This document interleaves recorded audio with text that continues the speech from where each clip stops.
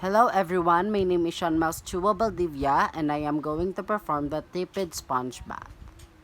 Definition: it is the application of cold water to the surface of the skin by means of a wet sponge. Assessment: assess the client for other signs of fever, skin warmth, flushing complaints of heat or chilling, diaphoresis, irritability, restlessness, general malaise, or delirium. 2 is to determine patient's ability to tolerate cold sponge bath. 3. Assess baseline vital signs and any hazards to the patient's vital function with the application of cold. Observe fluid and electrolyte status, especially in the patients with elevated temperature. 5. Assess condition of skin before and after application to determine if application occur. Objectives is to reduce the body temperature by conduction of and evaporation to relieve restlessness, thereby providing comfort and relaxation. General consideration is tap water can be used instead of cold. Measure the client's temperature, pulse, and respiration to provide comparative baseline data. Face, neck, arms, and legs will be sponged. Back is optional. Chest and abdomen need to be sponged. There are no longer superficial blood vessels in the area that aid transfer of heat.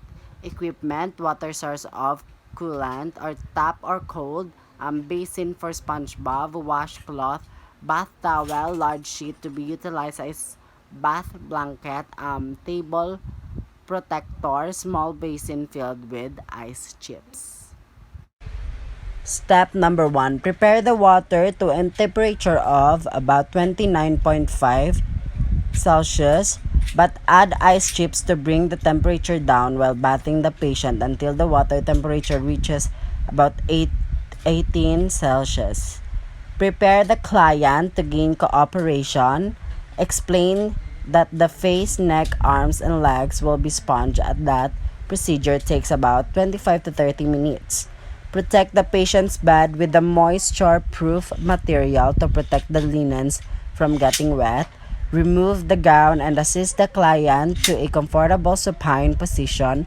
Removing the gown provides access to all skin surfaces. Cover the patient properly to prevent shivering as various parts of the body are exposed to bathing. Place bath towel under the head.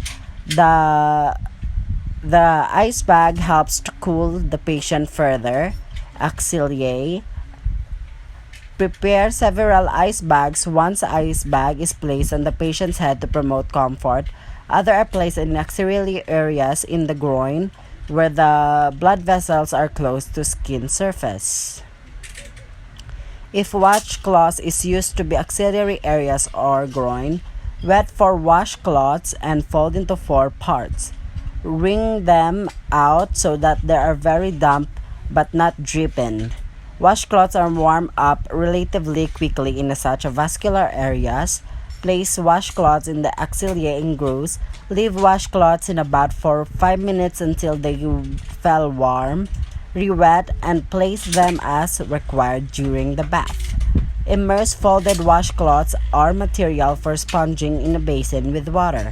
Sponge the client's face with plain pad to do the dry, then sponge the neck.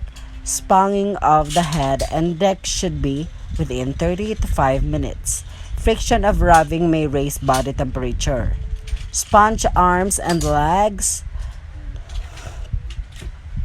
Place a bath towel under one arm and sponge the other arm slowly and gently for about 3 to 5 minutes as tolerated by the client. Slow and gentle motions are indicated because firm rubbing motions increase tissue metabolism and heat production.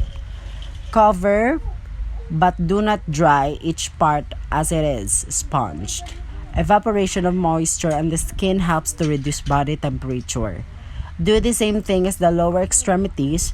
The body circulation is to the skin surface in the wrists and ankles. Change water PRN. Water temperature rises as a result of exposure to patient's warm body surface. If the portion of the patient's body is to be sponged, Do this for 10 minutes. It's optional. The anterior chest and abdomen are usually not sponged. No presence of large superficial blood vessels in the area. Check the patient's skin color and pulse rate during the bath.